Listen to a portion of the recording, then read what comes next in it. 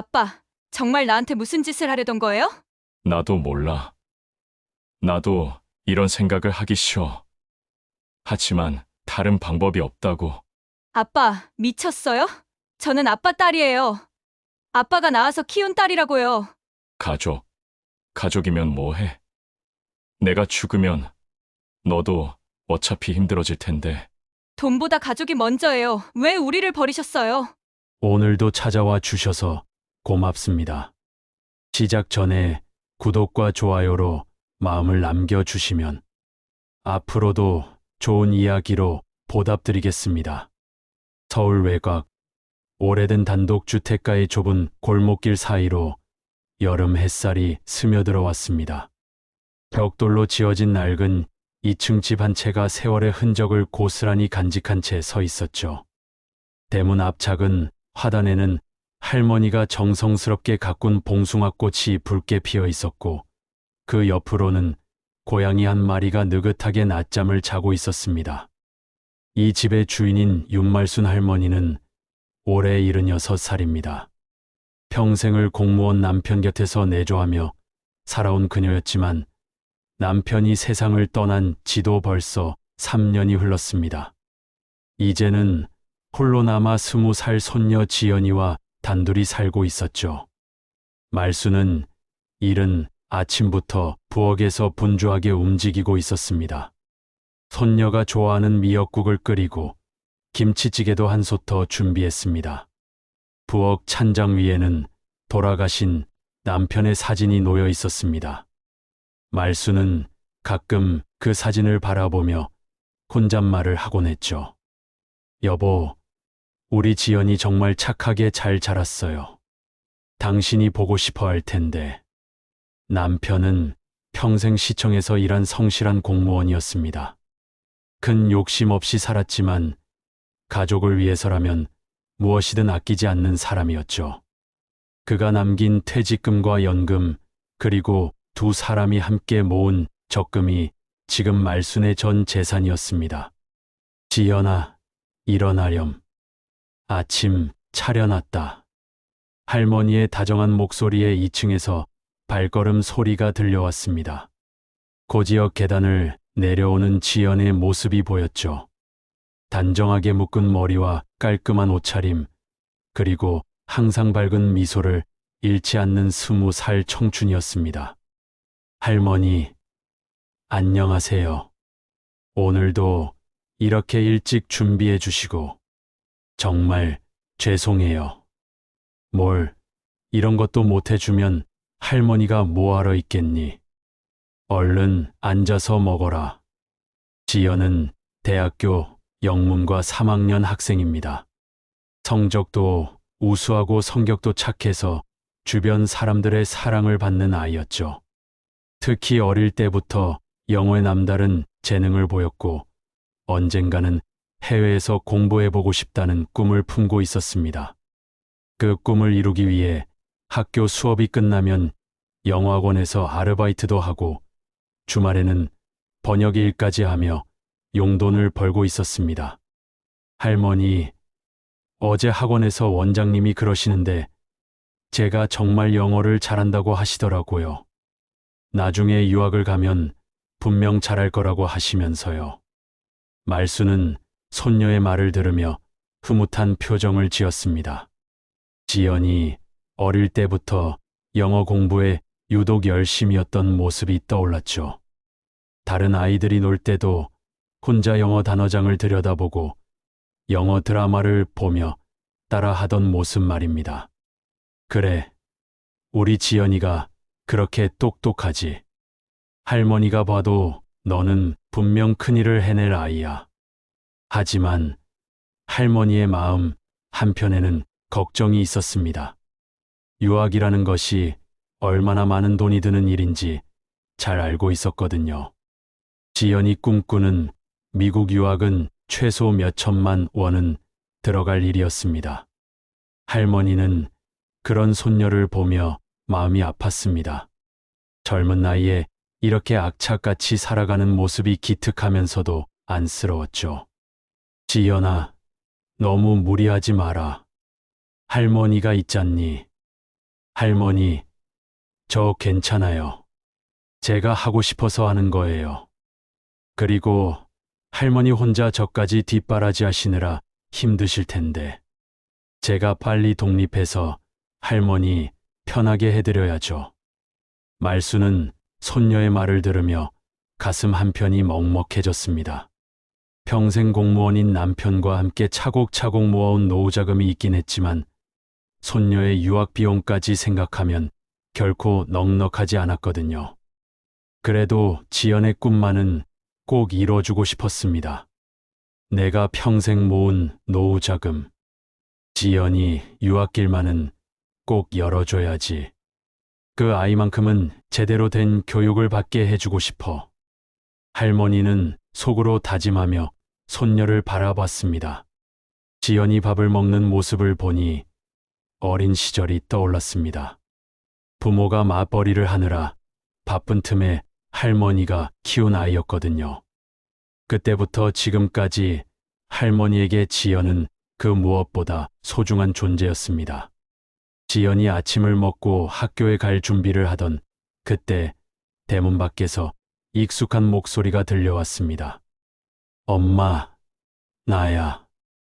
문 좀 열어줘. 말순의 아들 종호였습니다. 45살인 종호는 몇 년 전 치킨집 사업을 시작했다가 실패한 후로 계속 어려움을 겪고 있었죠. 사업 실패로 인한 빚이 눈덩이처럼 불어나면서 최근에는 사채까지 손을 대게 된 상황이었습니다. 할머니는 한숨을 내쉬며 대문을 열어주었습니다. 종호의 얼굴은 수척해 보였고 옷차림도 평소와 달리 단정하지 못했습니다. 며칠 동안 제대로 잠을 자지 못한 듯 눈가에는 다크서클이 짙게 패어 있었죠. 아빠, 안녕하세요. 지연이 밝게 인사했지만 종호는 어색하게 고개만 끄덕였습니다. 딸 앞에서 당당하지 못한 자신의 처지가 부끄러웠거든요. 지연아, 학교는 잘 다니고 있지? 공부 열심히 해라. 네, 열심히 하고 있어요. 아빠도 건강 챙기세요. 너무 무리하지 마시고. 지연의 걱정스러운 목소리에 종호는 마음이 더욱 무거워졌습니다. 딸이 이렇게 자상한데 자신은 아버지로서 해준 것이 무엇인지 생각해 보니 부끄럽기만 했죠. 종호는 잠시 머뭇거리더니 어머니인 말순을 바라봤습니다. 그의 눈빛에는 무언가 간절함이 담겨 있었죠. 엄마, 나 이번만 빌려줘. 이번에만. 정말 급한 일이 생겨서 그래. 말순은 아들의 말을 듣고 마음이 무거워졌습니다. 이미 몇 번이나 도움을 준 상황이었거든요. 지난달에도 300만 원을 빌려줬고 그 전달에도 200만 원을 내어준 적이 있었습니다. 그때마다 종호는 이번이 마지막이라고 말했지만 상황은 나아지지 않았습니다. 종호야, 엄마도 무한정 도와줄 수 있는 게 아니란다.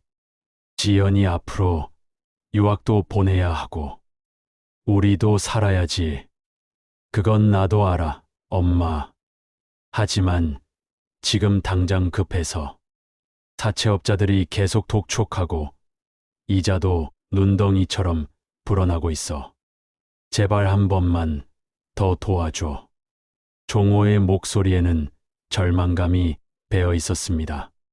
사실 그가 진 빚은 이미 감당할 수 없을 정도로 커진 상태였죠.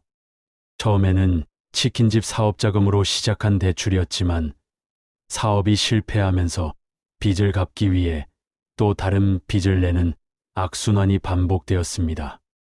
거실에는 어색한 침묵이 흘렀습니다. 지연은 아버지와 할머니 사이의 긴장감을 느끼며 불편해했죠. 겉으로는 평화로워 보이는 이 집안에 알 수 없는 무거운 기운이 감돌고 있었습니다. 할머니는 결국 작은 한숨과 함께 안방으로 들어가 옷장 깊숙이 숨겨둔 통장을 꺼내들었습니다. 손녀 앞에서 아들을 나무랄 수도 없었고 그렇다고 아들을 외면할 수도 없었던 거죠. 하지만 마음 한편으로는 이런 상황이 계속되는 것이 걱정스러웠습니다.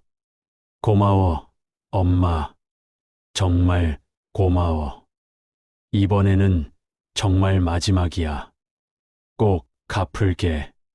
종호는 돈을 받으며 안도의 표정을 지었지만 그의 눈빛 어딘가에는 여전히 불안한 그림자가 남아 있었습니다.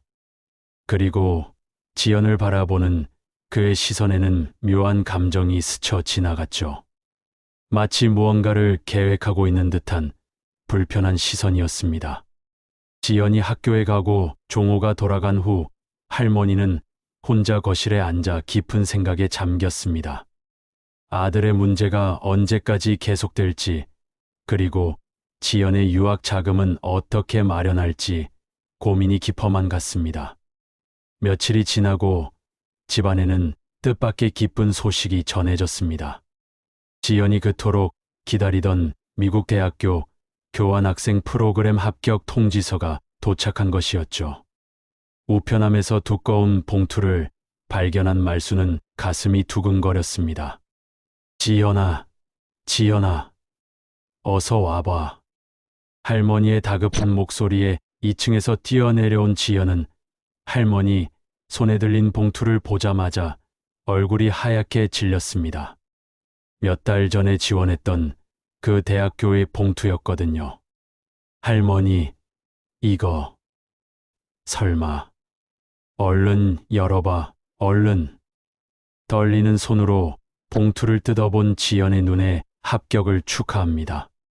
라는 글자가 들어왔습니다. 순간 지연의 눈에서 눈물이 쏟아졌죠. 할머니, 붙었어요. 정말 붙었어요. 어머나, 정말이니? 정말이야? 할머니와 손녀는 서로를 끌어안고 기쁨의 눈물을 흘렸습니다.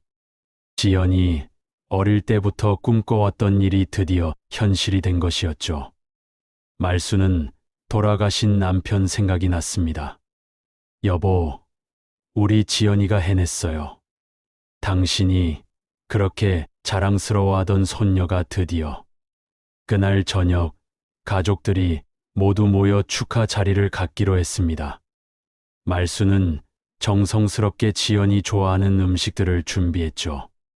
갈비찜에 잡채, 그리고 특별히 케이크까지 사왔습니다. 종호도 소식을 듣고 일찍 집에 왔습니다. 지연아, 정말 축하한다. 아빠가 많이 도와주지 못해서 미안했는데. 아빠, 괜찮아요. 그동안 할머니가 너무 잘해주셔서 이렇게 좋은 결과가 있었던 거예요. 가족들은 둘러앉아 즐거운 시간을 보냈습니다. 하지만 유학 비용에 대한 현실적인 이야기가 나오자 분위기가 조금씩 무거워졌죠. 지연아, 학비하고 생활비 합치면 얼마나 들까? 할머니의 질문에 지연은 조심스럽게 대답했습니다. 대략 1년에 5천만 원 정도 들 것 같아요. 1년 과정이니까. 순간 거실에 침묵이 흘렀습니다. 5천만 원이라는 금액은 이 집안에게는 결코 작은 돈이 아니었거든요.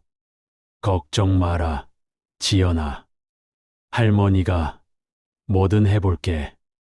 내 꿈만은 꼭 이뤄줄게. 말순의 말에 지연은 고개를 저었습니다. 할머니, 너무 부담스러워하지 마세요. 제가 장학금도 알아보고 아르바이트도 더 열심히 할게요. 그때 종호가 갑자기 일어나더니 부엌으로 향했습니다. 목이 마르니까 뭐 좀 가져올게. 지연아, 너도 음료수 마실래? 네, 고마워요. 종호는 부엌에서 냉장고를 열어 오렌지 주스를 꺼냈습니다. 그런데 이상하게도 그는 잠시 고민하는 듯한 표정을 지었죠. 주방 찬장 위에 놓여있던 작은 약봉지를 잠깐 바라보더니 고개를 저었습니다. 아니야, 아직은. 종호는 혼잣말을 중얼거리며 음료수를 따라 거실로 나왔습니다. 그런데 그때 평소보다 일찍 집에 온 동네 아주머니 한 분이 갑자기 찾아왔습니다. 말순과 오랫동안 알고 지낸 이웃이었죠. 말순 언니 축하한다고 인사드리러 왔어요. 지연이 유학 간다면서요? 아, 고마워요. 들어와서 차라도 한잔하고 가세요. 이웃 아주머니는 거실로 들어와 가족들과 함께 앉았습니다. 그런데 종호가 지연에게 음료수를 건네려는 순간 아주머니의 눈썹이 살짝 찌푸려졌습니다. 저기, 종호 씨, 그 음료수 뭔가 이상하지 않아요? 순간 모든 사람들의 시선이 종호의 손에 들린 컵으로 향했습니다. 겉으로 보기에는 평범한 오렌지 주스였지만 자세히 보니 컵 바닥에 뭔가 하얀 가루 같은 것이 살짝 보였죠. 뭐가 이상하다는 거예요? 종호는 당황한 듯 물었지만 그의 목소리에는 어딘지 떨림이 있었습니다. 이웃 아주머니는 오랜 간병 경험이 있는 분이었습니다. 시어머니를 10년 넘게 모시면서 각종 약물에 대해 잘 알고 있었죠. 그 컵 바닥에 뭔가 녹지 않은 가루가 있는 것 같은데 혹시 실수로 뭔가 떨어뜨린 건 아닌가요? 순간 할머니 말순의 가슴이 철렁 내려앉았습니다. 뭔가 불길한 예감이 들었거든요. 어머니의 본능인지 아들 종호의 표정에서 이상함을 느꼈습니다. 지연아, 잠깐만. 말순은 재빨리 일어나 지연의 손에서 컵을 가로채듯 받아들었습니다. 할머니, 왜 그러세요? 아니야, 할머니가 대신 마셔볼게. 말순은 그 컵을 자신의 입술에 가져다 댔습니다.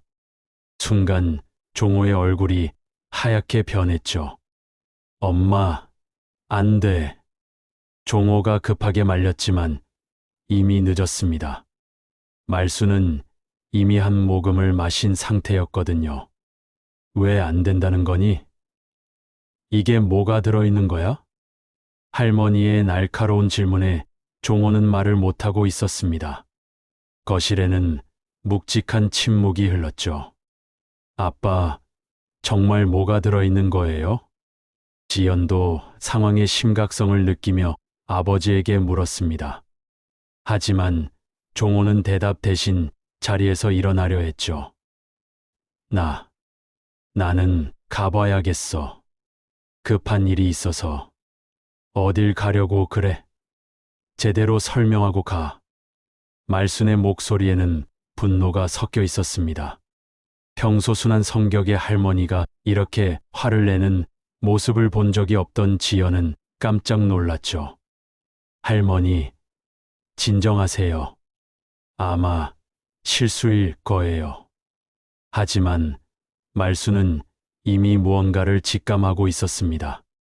아들의 행동, 그리고 최근 계속되는 금전 요구, 그리고 지금 이 상황까지 모든 것이 연결되는 듯한 불안감이 밀려왔거든요. 그때 말순은 갑자기 어지러움을 느꼈습니다. 시야가 흐려지고 몸이 휘청거렸죠. 할머니, 지연이 급하게 할머니를 부축했습니다. 어머, 언니 괜찮아요? 이웃 아주머니도 놀라며 다가왔습니다. 뭔가 이상해. 머리가 너무 어지러워. 말순은 중얼거리며 소파에 주저앉았습니다. 평소 건강하던 할머니의 갑작스러운 변화에 지연은 공황 상태가 되었죠. 아빠, 빨리 병원에 가야 할 것 같아요. 하지만 종호는 여전히 당황한 채로 어쩔 줄 모르고 있었습니다. 그의 얼굴에는 두려움과 죄책감이 뒤섞인 복잡한 감정이 스쳐 지나갔죠. 빨리 구급차 부르세요. 이웃 아주머니가 재빨리 전화기를 들었고 곧 구급차 사이렌 소리가 골목에 울려 퍼졌습니다. 구급대원들이 도착해서 말순을 응급실로 옮기는 동안 종호는 멀찍이 서서 상황을 지켜보고만 있었습니다. 그의 손은 계속 떨리고 있었고 식은땀이 이마에 맺혀 있었죠. 병원 응급실 복도에서 지연은 울음을 터뜨렸습니다. 할머니, 괜찮으시겠죠? 갑자기 왜 이러시는 거예요? 하지만 아무도 확실한 대답을 해줄 수 없었습니다. 의료진은 각종 검사를 진행했고 그 결과를 기다리는 시간은 가족들에게 영원처럼 느껴졌습니다. 특히 종호는 복도 끝에서 혼자 서서 무언가 깊은 고민에 잠겨 있었습니다. 그의 마음속에는 후회와 두려움 그리고 감출 수 없는 비밀이 소용돌이치고 있었죠. 병원 응급실의 차가운 형광등 불빛 아래 가족들은 초조하게 검사 결과를 기다리고 있었습니다. 시계 바늘이 느리게 움직이는 것처럼 느껴지는 가운데 의사가 심각한 표정으로 나타났죠. 보호자분 계시나요? 네, 저예요. 손녀입니다. 지연이 떨리는 목소리로 대답했습니다. 할머니 상태는 어떠신가요? 의사는 잠시 머뭇거리더니 검사지를 내려다보며 말했습니다. 혈액 검사 결과 수면제 성분이 검출되었습니다.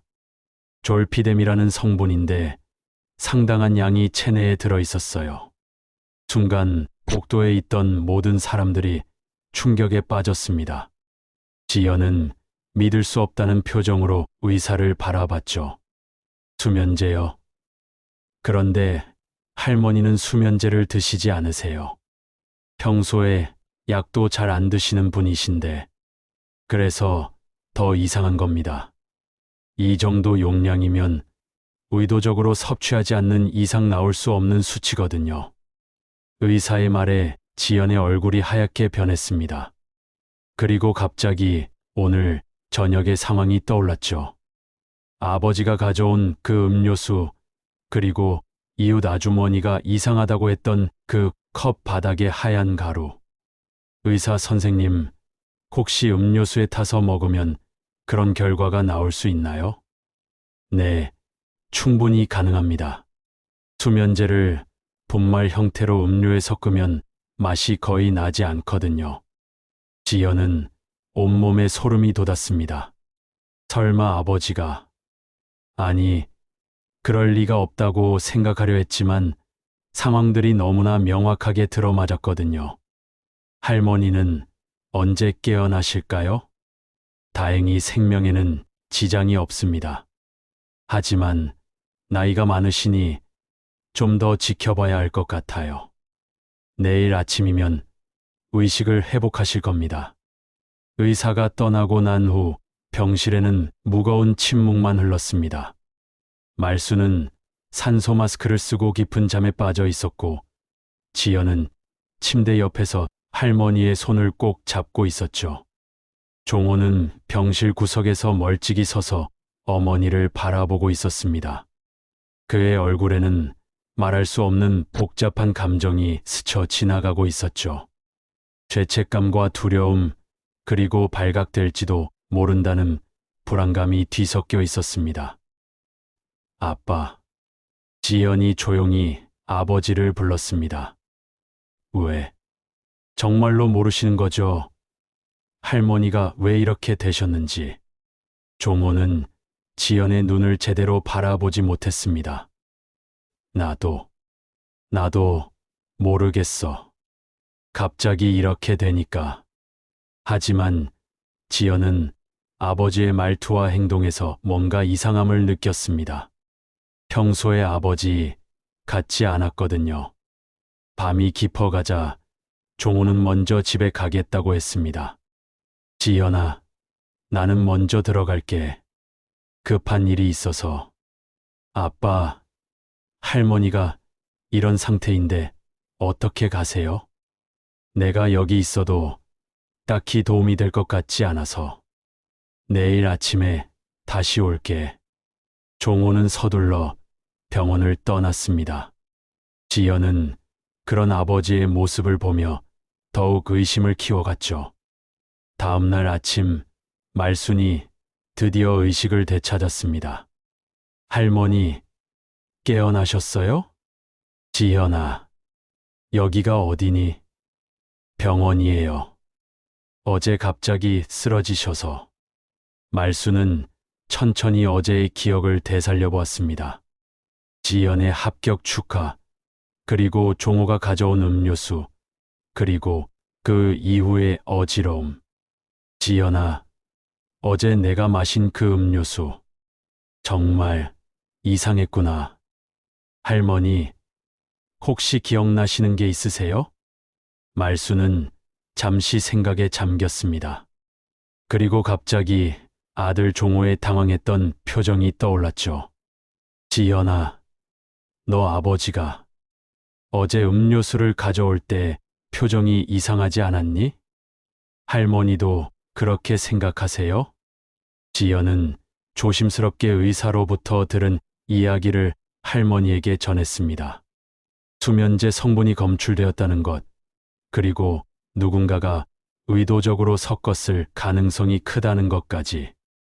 말순은 충격에 빠졌습니다. 설마 자신의 아들이. 하지만 상황들을 종합해보니 다른 가능성을 찾기 어려웠거든요. 할머니, 아빠가 왜 그런 짓을 하려고 했을까요? 모르겠다.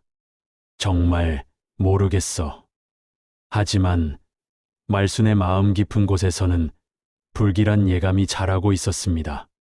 최근 종호가 계속 돈을 요구했던 것, 그리고 지연의 유학 비용 때문에 걱정하던 것들이 모두 연결되는 것 같았거든요.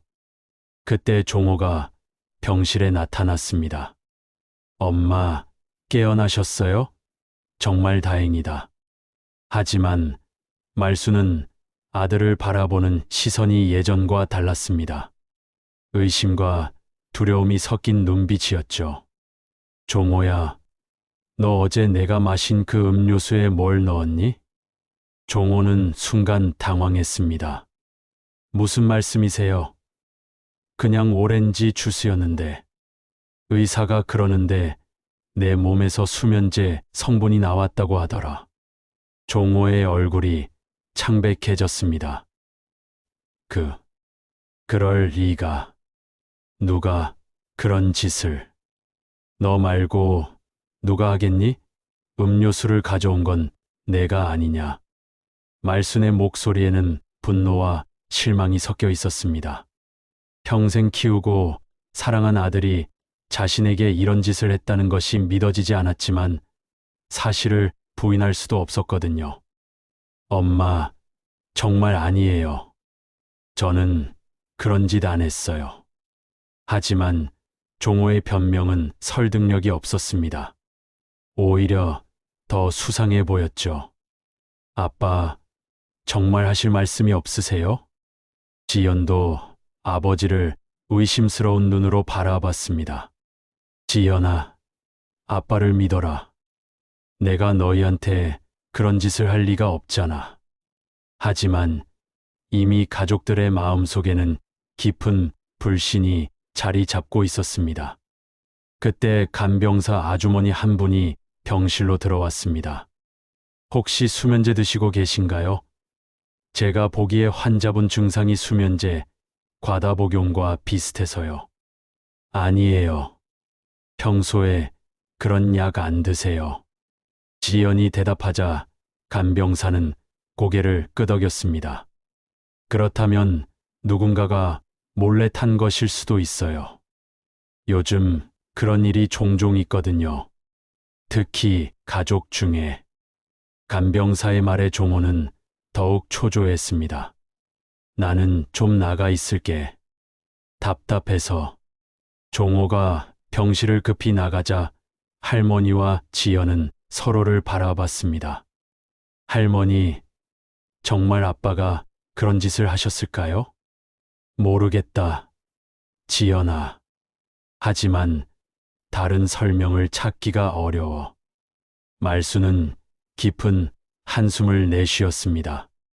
자신이 낳고 키운 아들을 의심해야 하는 상황이 너무나 고통스러웠거든요. 할머니, 우리 조심해야 할 것 같아요. 만약 정말 아빠가 그런 짓을 했다면. 지연의 말이 채 끝나기도 전에 두 사람은 서로를 바라보며 같은 생각을 했습니다. 이번에 할머니가 대신 마셨지만 원래 그 음료수는 지연이 마실 것이었다는 사실을. 순간 병실에는 무서운 침묵이 흘렀습니다. 만약 그 추측이 맞다면 종호는 자신의 딸에게 수면제를 먹이려 했던 것이었거든요. 할머니, 저 너무 무서워요. 지연은 할머니의 손을 꼭 잡았고 말순도 손녀의 손을 꼭 잡아주었습니다. 이제 이 둘에게는 서로밖에 없다는 것을 절실히 느끼고 있었죠. 며칠 후 말순은 병원에서 퇴원했습니다. 의사의 소견으로는 다행히 큰 후유증 없이 회복되었지만 할머니와 지연의 마음속에는 여전히 불안감이 자리 잡고 있었죠. 집으로 돌아온 후에도 두 사람은 종호를 대하는 태도가 예전과 완전히 달라졌습니다. 할머니, 좀 쉬세요. 제가 집안일 할게요. 고마워, 지연아. 그런데 너도 무리하지 마라. 말순은 거실 소파에 앉아 깊은 생각에 잠겨 있었습니다. 아들에 대한 의심이 점점 커지고 있었지만 확실한 증거가 없어 답답한 마음이었죠. 그런데 그때 지연이 급하게 할머니를 불렀습니다. 할머니, 이거 좀 봐주세요. 지연은 손에 몇 장의 서류를 들고 있었습니다. 집안 정리를 하던 중 할머니 방 장롱 깊숙한 곳에서 발견한 것들이었죠. 이게 뭐니? 말순이 서류를 받아보자 눈이 휘둥그레졌습니다. 그것은 생명보험 증권이었는데 놀랍게도 피보험자가 지연으로 되어 있었거든요. 할머니, 제가 언제 보험에 가입했죠? 저는 이런 보험 가입한 적 없는데. 말순도 당황했습니다. 분명 자신이 가입시킨 보험이 아니었거든요. 나도 모르겠다. 이상하네. 두 사람은 보험 증권을 자세히 살펴봤습니다. 가입일자를 보니 약 6개월 전이었고 보험 금액은 무려 3억 원이었죠. 그런데 가장 충격적인 것은 수익자란에 적혀 있는 이름이었습니다. 수익자가 아빠로 되어 있어요. 지연의 목소리가 떨렸습니다. 이제 상황이 점점 명확해지고 있었거든요. 이게 대체 어떻게 된 일이지? 내 도장이나 서명 없이 어떻게 보험에 가입할 수가 있지? 말순은 서류를 이리저리 뒤져봤습니다. 그런데 지연의 서명란을 보니 확실히 지연의 필체와 비슷한 글씨가 적혀 있었죠. 할머니, 이 서명, 제가 한 게 아닌데 제 글씨와 비슷해요. 누가 흉내낸 건가? 순간 두 사람의 머릿속에 같은 사람이 떠올랐습니다. 지연의 글씨를 가장 잘 알고 흉내낼 수 있는 사람. 바로 종호였죠. 설마 아빠가. 지연은 믿을 수 없다는 표정이었습니다. 자신의 아버지가 몰래 자신 명의로 거액의 생명보험에 가입했다는 것, 그리고 수익자가 자기 자신이라는 것. 이 모든 상황이 너무나 끔찍했거든요.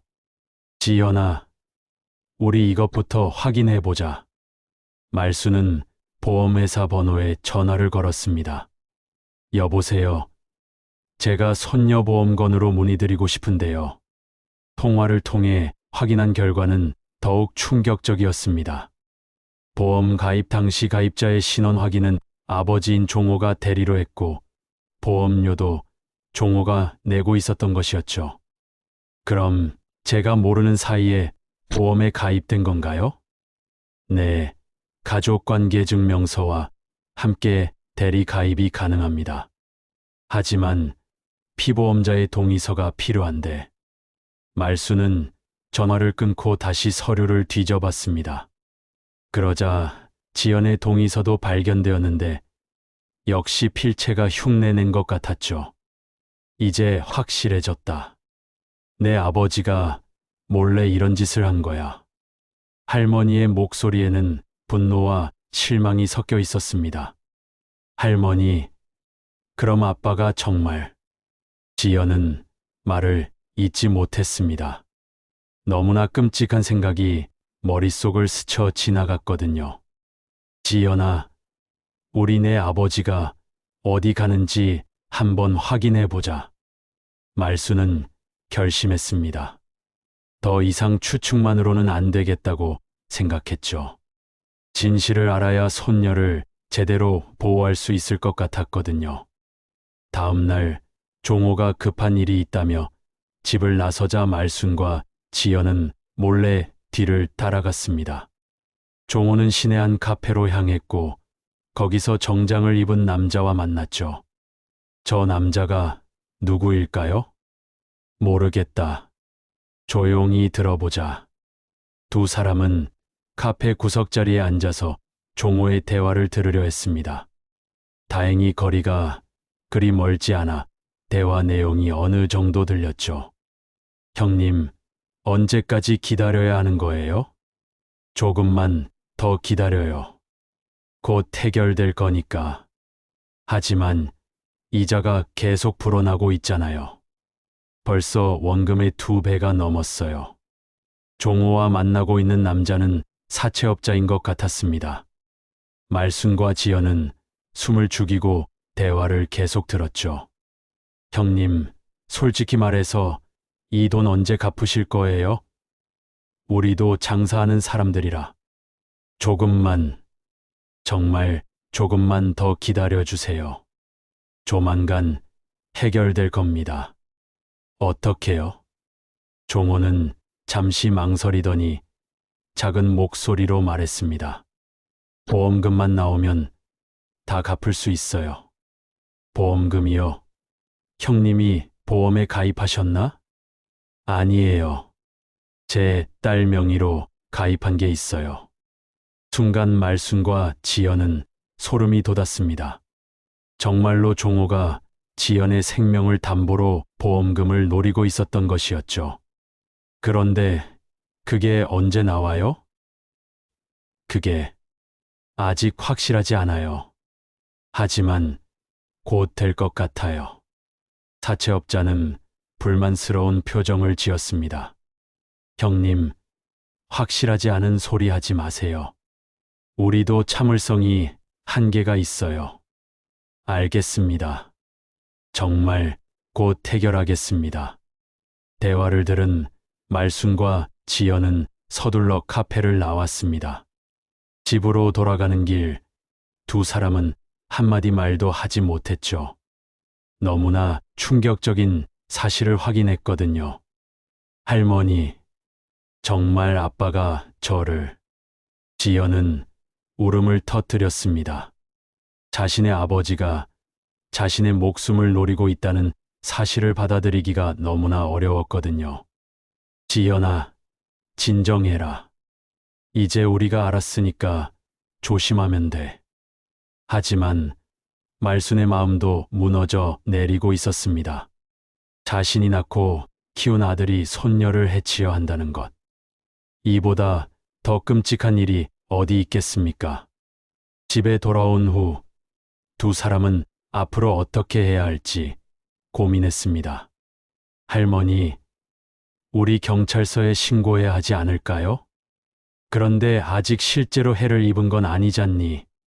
경찰이 믿어줄까? 하지만 이대로 있을 수는 없어요. 언제 또 무슨 일이 일어날지 모르는데 말수는 깊은 고민에 빠졌습니다. 아들이라고 해서 무조건 용서할 수는 없지만 그렇다고 경찰에 신고하는 것도 쉽지 않았거든요. 일단 증거를 더 모아보자. 그리고 절대 조심해야 해. 네, 할머니. 그런데 아빠가 집에 오면 어떻게 행동해야 할까요? 평소처럼 하되 절대 혼자 있지는 마라. 그리고 아빠가 주는 음식이나 음료는 절대 먹으면 안 돼. 지연은 고개를 끄덕였습니다. 하지만 마음 한편으로는 이 모든 상황이 악몽이기를 바라고 있었죠.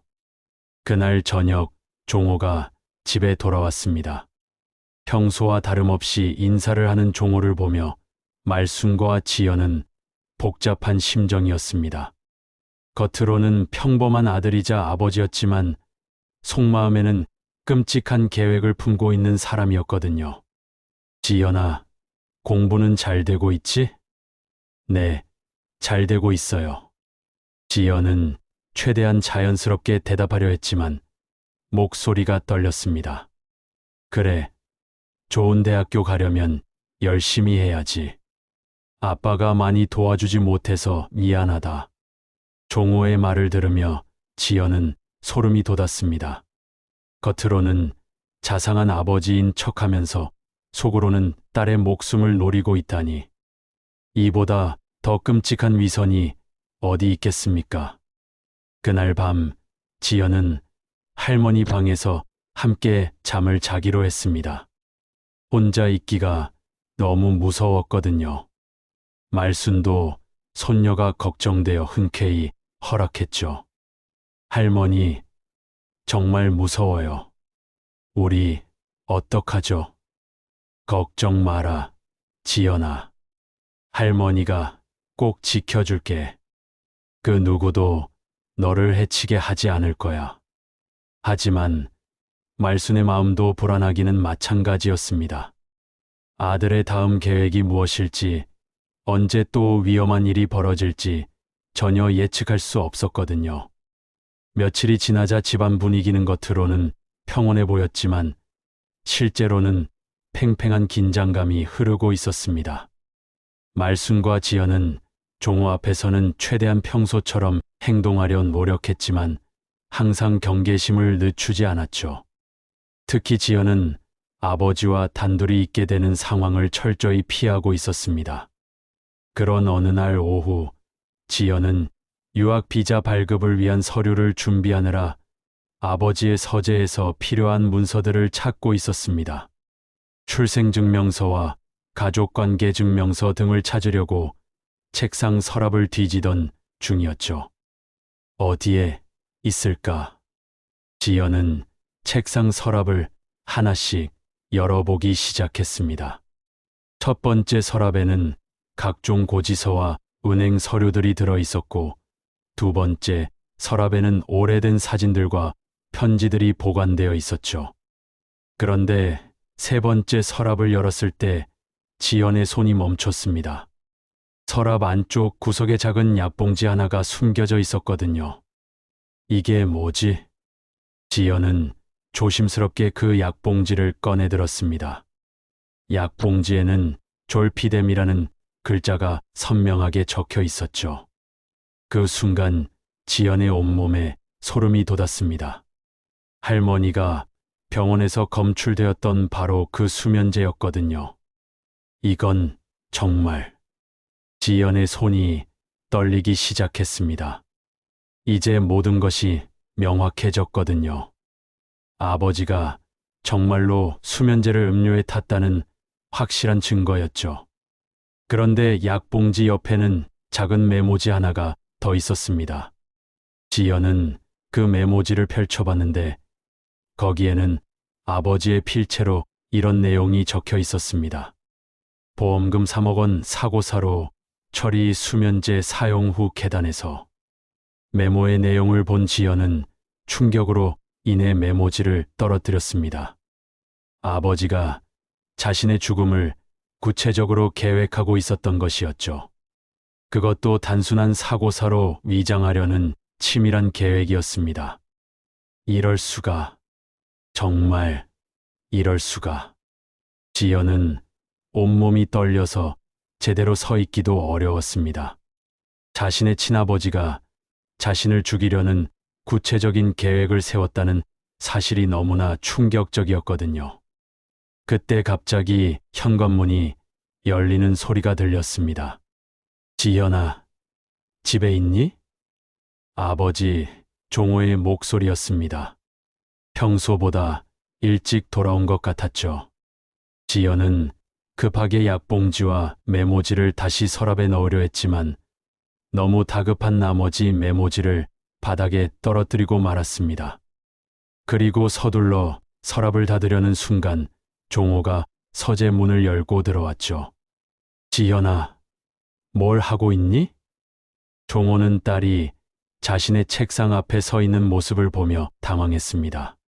특히 지연의 창백한 얼굴색과 떨리는 손을 보니 뭔가 이상함을 느꼈죠. 아빠. 유학 서류 때문에 가족관계 증명서를 찾고 있었어요.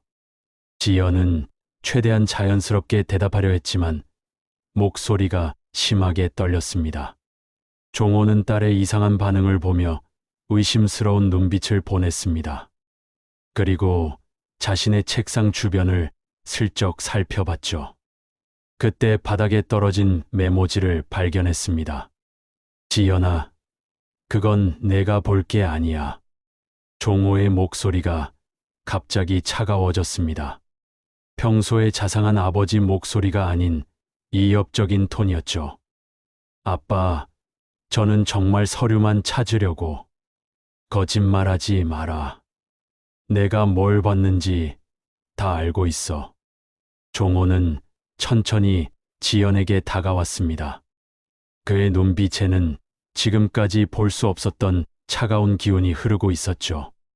지연은 본능적으로 위험을 느끼고 뒷걸음질을 쳤습니다.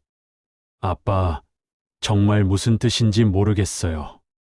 지연아, 내가 본 건 비밀로 해야 해.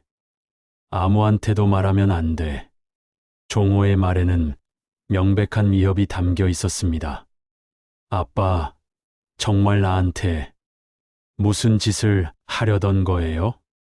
지연은 더 이상 숨길 수 없다고 판단하고 직접적으로 물었습니다. 종호는 잠시 망설이더니 깊은 한숨을 내쉬었습니다. 지연아, 아빠가 지금 정말 어려운 상황이야. 사채업자들이 계속 쫓아다니고 이자는 눈덩이처럼 불어나고 다른 방법이 없어. 그렇다고 해서 저를 죽이려고 하는 건 말이 안 되잖아요. 지연의 목소리가 커졌습니다. 죽이려고? 아니야. 그런 게 아니야. 그냥 잠시 잠들게 하려던 거였어. 그리고 작은 사고를 내서 종호는 자신도 모르게 계획을 털어놓고 있었습니다. 아빠, 미쳤어요. 저는 아빠 딸이에요. 아빠가 낳아서 키운 딸이라고요. 지연은 울음을 터뜨리며 소리쳤습니다. 나도 몰라. 나도 이런 생각을 하기 싫어. 하지만 다른 방법이 없다고. 종호도 감정이 폭발했습니다. 그동안 억눌러왔던 스트레스와 죄책감이 한꺼번에 터져 나온 것이었죠. 아빠, 정신 차리세요. 돈보다 가족이 먼저예요. 가족이면 뭐해? 내가 죽으면 너도 어차피 힘들어질 텐데. 그래도 이런 식으로는 안 되잖아요. 아빠, 제발. 지연은 울면서 아버지에게 애원했지만 종호의 표정은 점점 더 굳어져만 갔습니다. 지연아, 이제 내가 알았으니까 어쩔 수 없겠다. 종호는 책상 서랍에서 약봉지를 꺼내 들었습니다.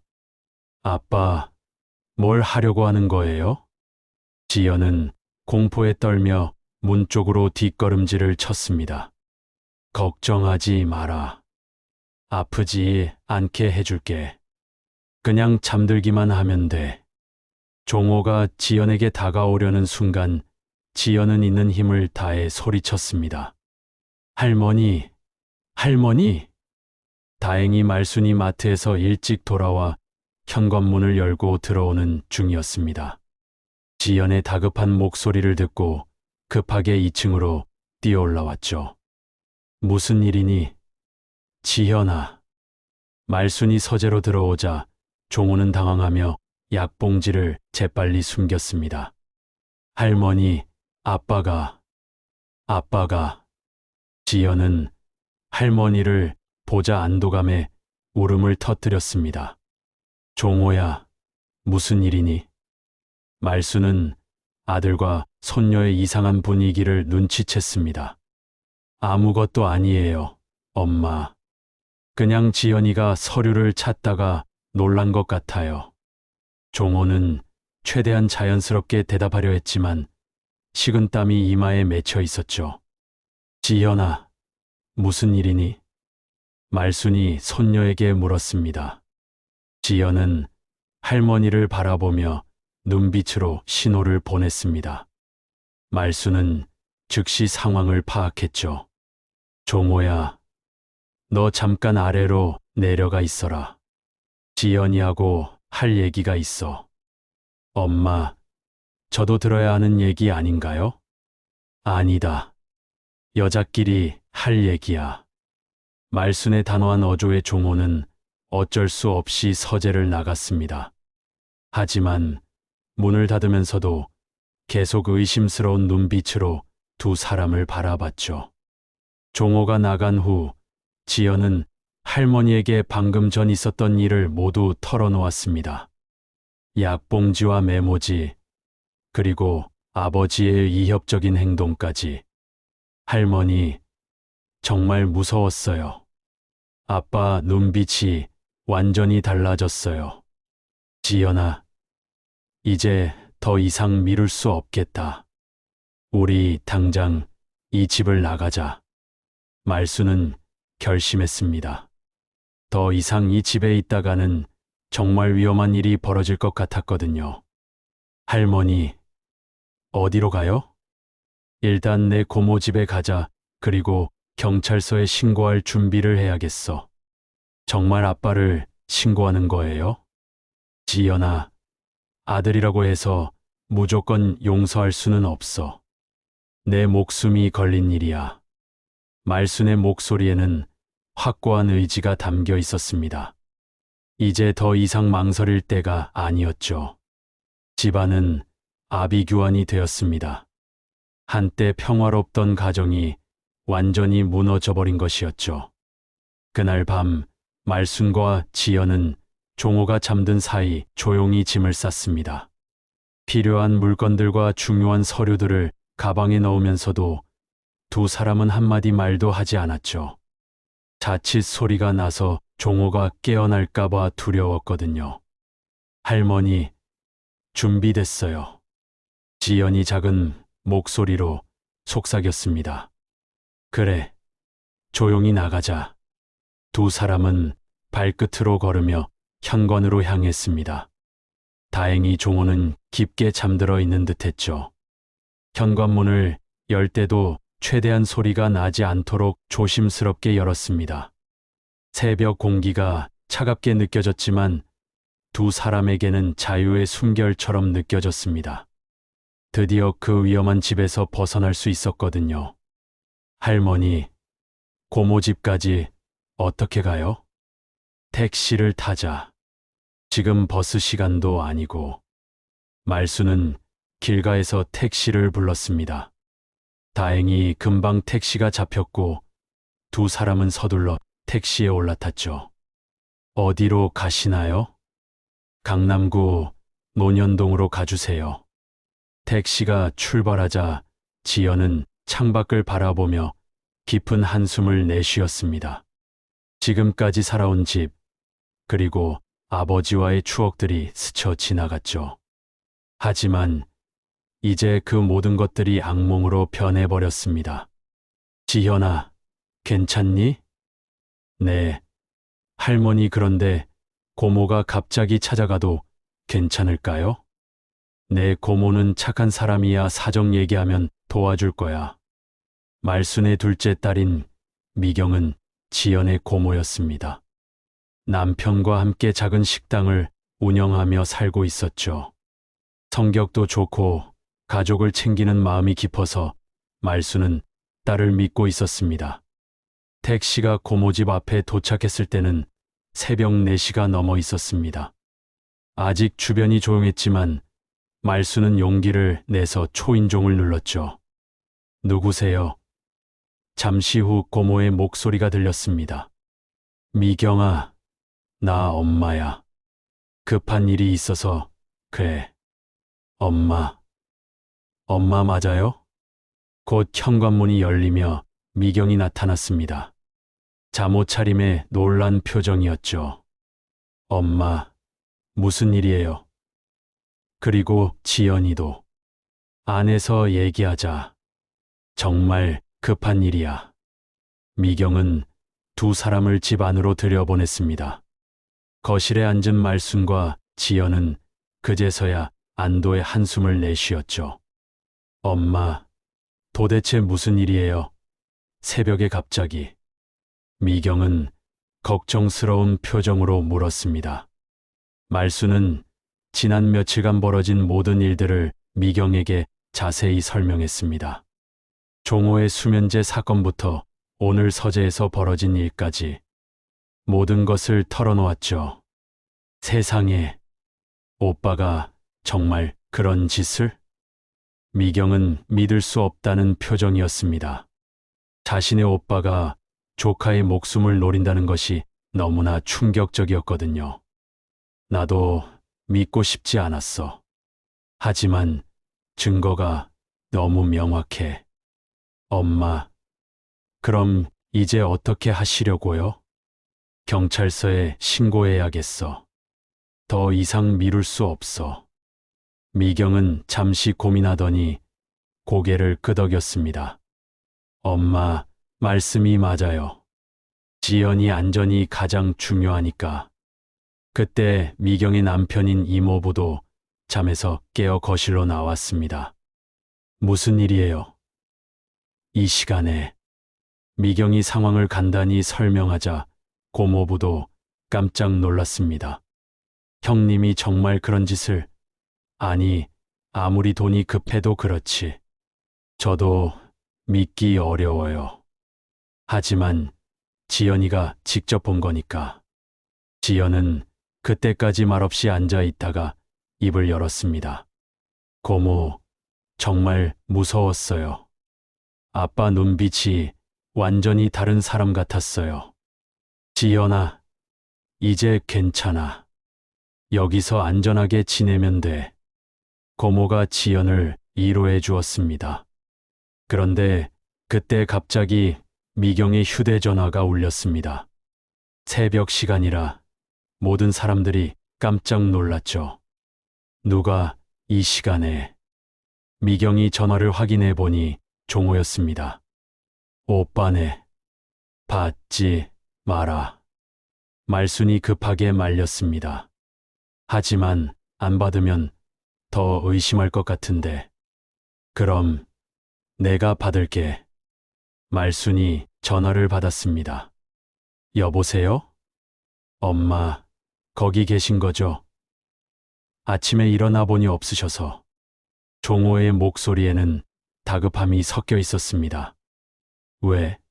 내가 어디 있으면 안 되나? 아니에요. 그런데 지연이도 없던데.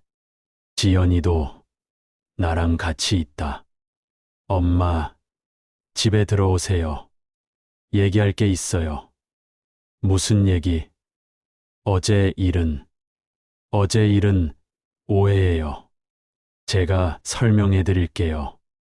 하지만 말수는 아들의 말을 믿을 수 없었습니다. 종호야, 이제 더 이상 속지 않아. 내가 뭘 하려던 건지 다 알고 있어. 엄마, 정말 오해예요. 저는 지연이한테 해를 끼칠 생각이 없어요. 그럼 약봉지는 뭐고 메모지는 뭐냐? 전화 너머로 종호의 한숨 소리가 들렸습니다. 엄마, 제발 한 번만 더 기회를 주세요. 안 된다. 이미 늦었어. 말수는 전화를 끊었습니다. 엄마, 괜찮으세요? 미경이 걱정스럽게 물었습니다. 괜찮아.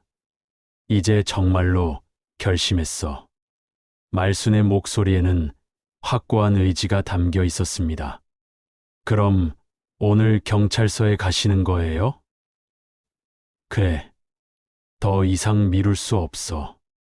그날 오전 말순과 지연은 미경과 함께 근처 경찰서로 향했습니다. 가는 길에 말순은 평생 공무원인 남편 곁에서 배운 것들을 떠올렸죠.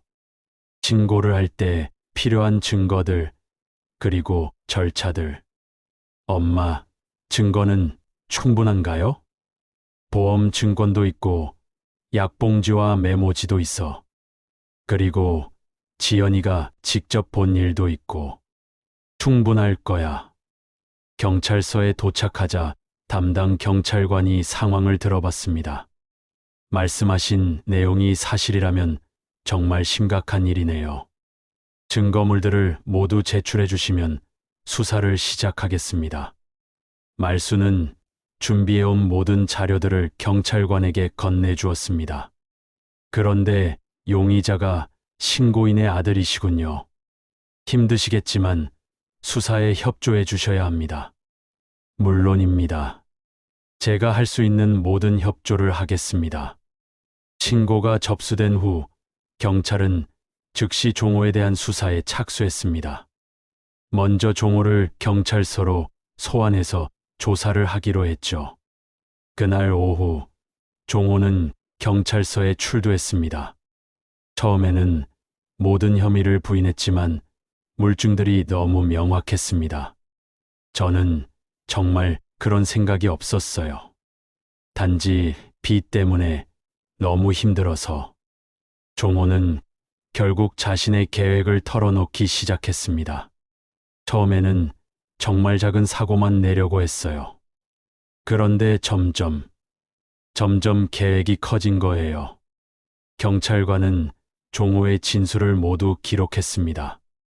용의자는 경제적 어려움을 이유로 피해자의 생명을 위협하려 했다고 진술하고 있습니다.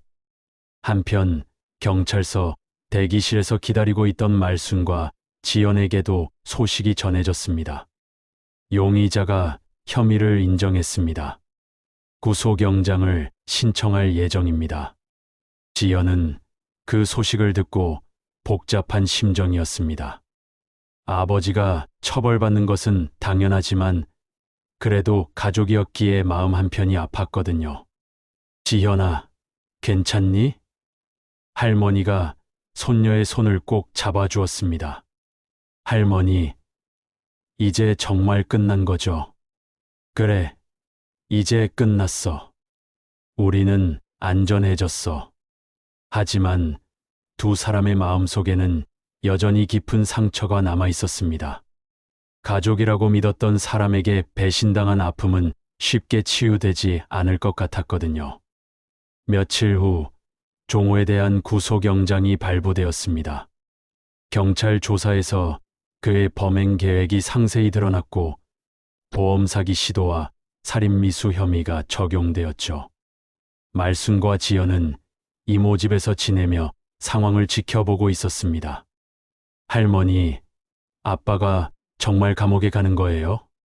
지연은 여전히 이 모든 상황이 믿어지지 않았습니다. 지연아, 이제 우리 앞만 보고 살자. 네, 유학 준비도 해야 하고. 말수는 손녀를 위로하며 말했지만 속마음은 복잡했습니다. 아들을 잃은 슬픔과 손녀를 지켜낸 안도감이 뒤섞여 있었거든요. 그런데 그날 오후 뜻밖의 소식이 전해졌습니다. 종호가 구치소에서 보석금을 내고 일시적으로 석방된다는 것이었죠. 보석금을 누가 내준 거예요? 지연이 경찰관에게 물었습니다. 사채업자들이 낸 것 같습니다. 아마 돈을 받기 위해서인 듯하네요. 말순과 지연은 이 소식을 듣고 다시 불안해졌습니다. 종호가 밖에 나오면 또 무슨 일을 벌일지 모르겠다는 생각이 들었거든요. 할머니, 우리 어떡하죠? 걱정 마라. 경찰에서 보호해주겠다고 했잖니. 하지만 말순의 마음도 편치 않았습니다. 그날 저녁 미경의 집 전화벨이 울렸습니다. 번호를 확인해 보니 종호였죠. 엄마, 받지 마세요.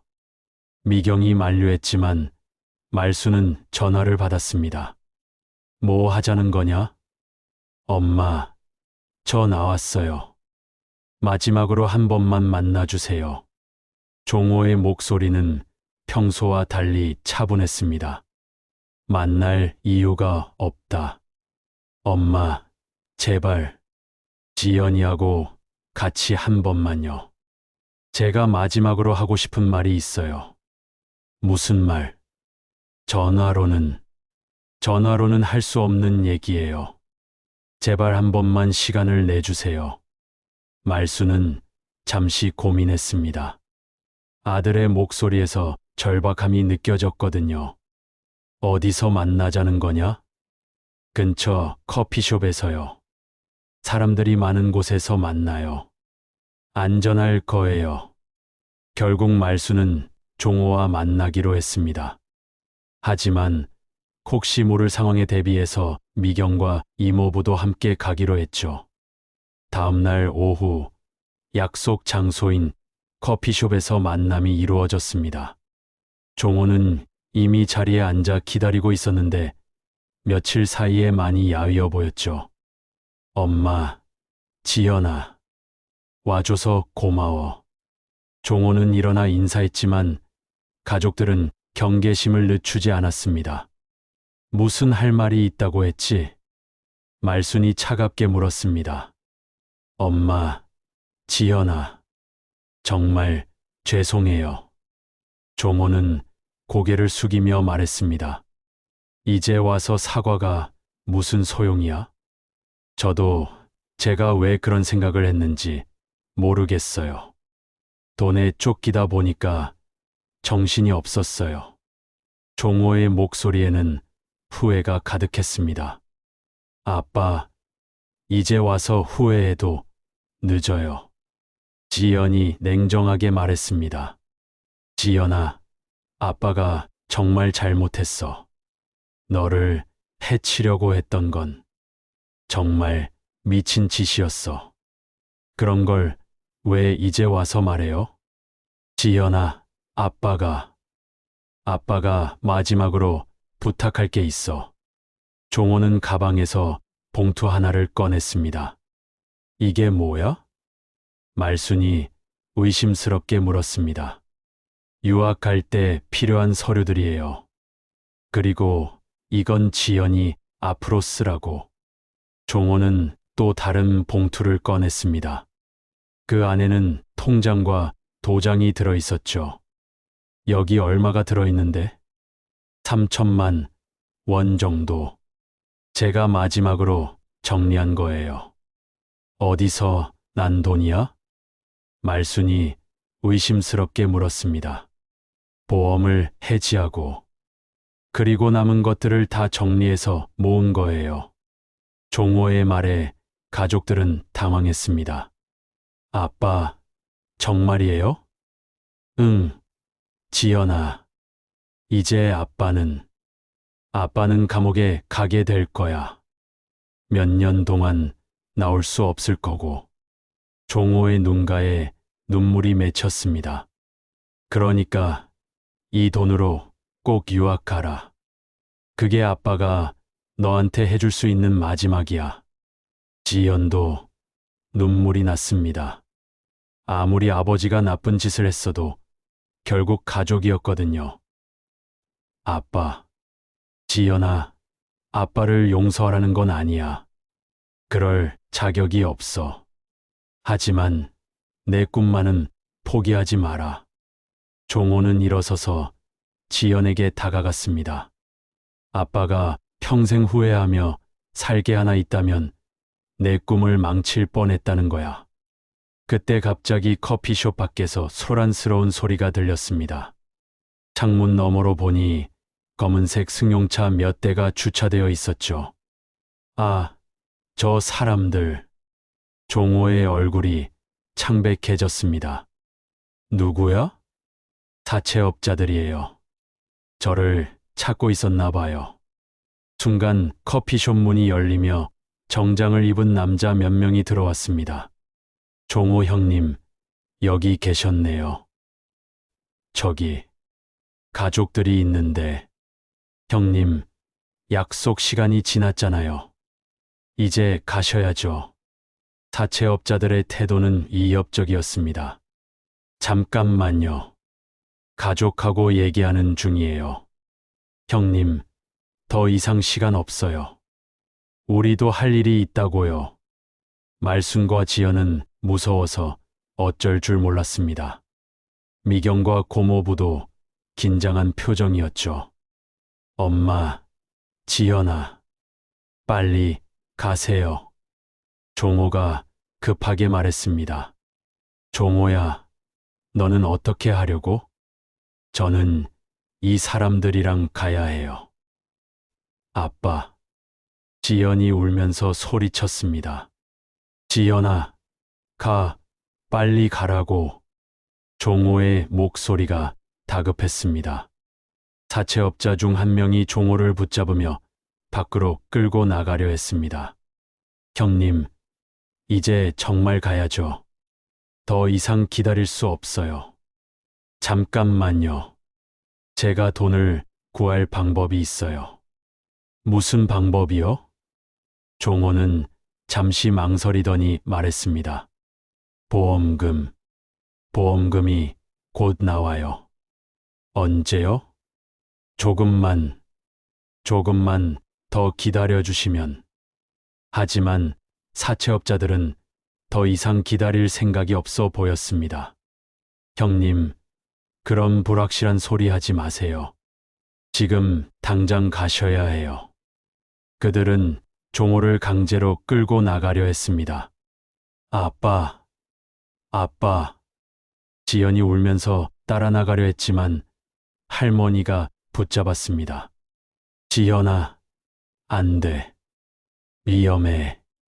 커피숍 밖에서 실랑이가 벌어졌습니다. 종호는 필사적으로 저항했지만 결국 차에 강제로 태워졌죠.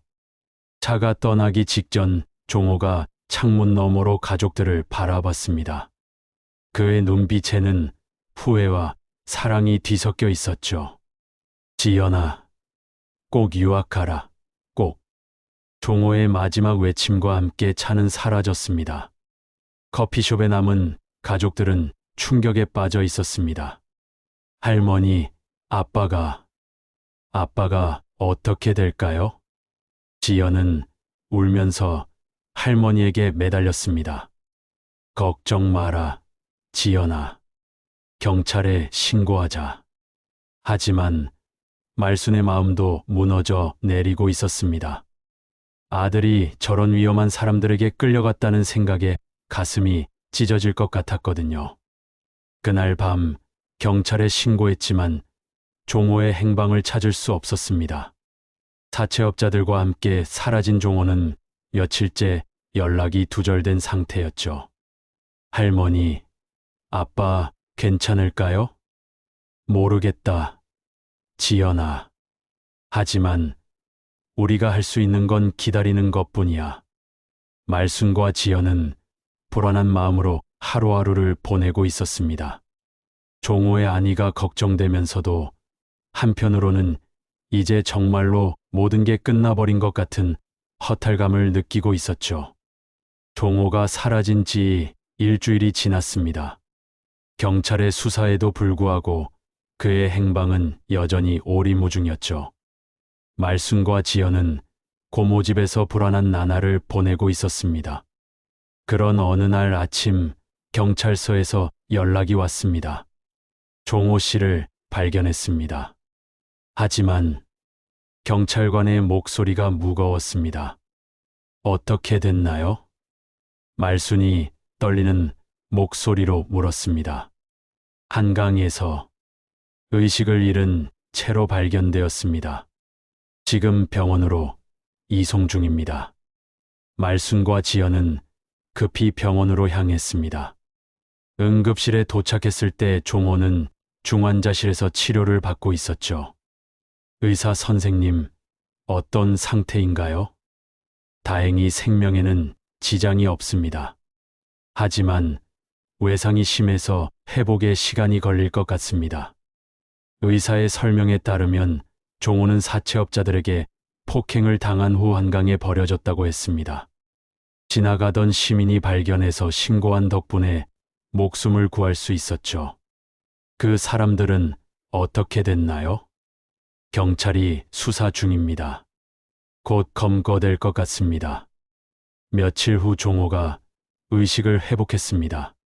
온몸에 붕대를 감고 있는 아들을 본 말순의 마음은 복잡했습니다. 엄마. 종호가 약한 목소리로 어머니를 불렀습니다.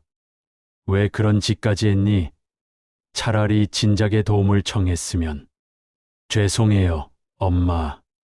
정말 죄송해요. 종호의 눈에서 눈물이 흘러내렸습니다. 지연도 아버지 옆에 다가갔습니다. 아빠, 괜찮아요? 지연아, 아빠가 너한테 정말 못할 짓을 하려고 했구나. 이제 그런 얘기는 하지 마세요. 지연의 목소리도 떨렸습니다. 지연아, 아빠를 용서하라고 하는 건 아니야. 그럴 자격이 없어. 하지만 한 가지만은 약속해줘. 뭐려? 내 꿈을 포기하지 마라. 유학 꼭 가라. 종호는 침대 옆 서랍에서 그날 커피숍에서 준 봉투를 꺼냈습니다. 이 돈, 정말 깨끗한 돈이야. 아빠가 마지막으로 정리한 거니까 걱정하지 말고 써. 아빠, 지연아, 아빠는 이제 정말로 감옥에 가게 될 거야. 몇 년 동안 나올 수 없을 거고. 하지만 내가 유학에서 성공하는 모습을 상상하면서 버틸 거야. 말수는 아들과 손녀를 번갈아 바라봤습니다. 이 모든 일들이 악몽 같았지만 이제 조금씩 마음의 정리가 되어가는 것 같았습니다. 종호야, 너도 감옥에서 제대로 반성하고 나와라. 그리고 다시는 이런 일 없도록 해. 네, 엄마. 정말 열심히 반성하겠습니다. 며칠 후 종호는 재판을 받게 되었습니다. 보험 사기 미수와 살인 미수 혐의로 징역 5년이 선고되었죠. 다행히 피해자가 실제 피해를 입지 않았고 본인이 반성하고 있다는 점이 참작되어 비교적 가벼운 형을 받았습니다. 판결이 나온 후 면회실에서 마지막 만남을 가졌습니다. 아빠, 건강 조심하세요. 그리고 꼭 건강하게 나오세요. 지연아, 너도 몸 조심하고 유학 가서 열심히 해. 네, 아빠. 엄마, 정말 죄송합니다. 어머니를 이런 고생시켜서. 됐다. 이제 그만하고 안에서 반성이나 제대로 해라.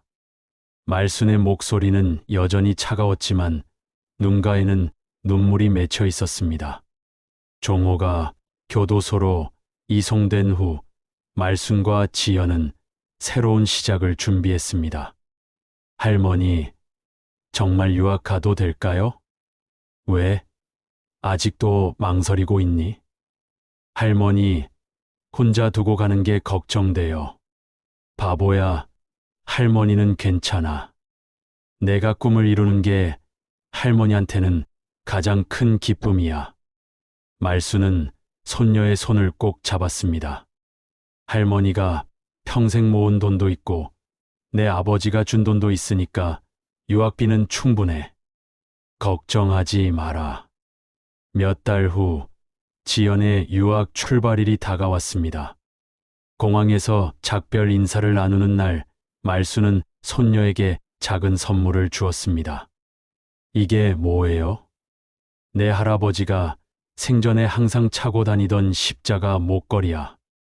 이제 내가 가져가거라. 할머니, 지연아, 할머니가 끝까지 지켜줄게라고 약속했잖니. 이 목걸이가 할머니 대신 너를 지켜줄 거야. 지연은 목걸이를 받으며 눈물을 흘렸습니다.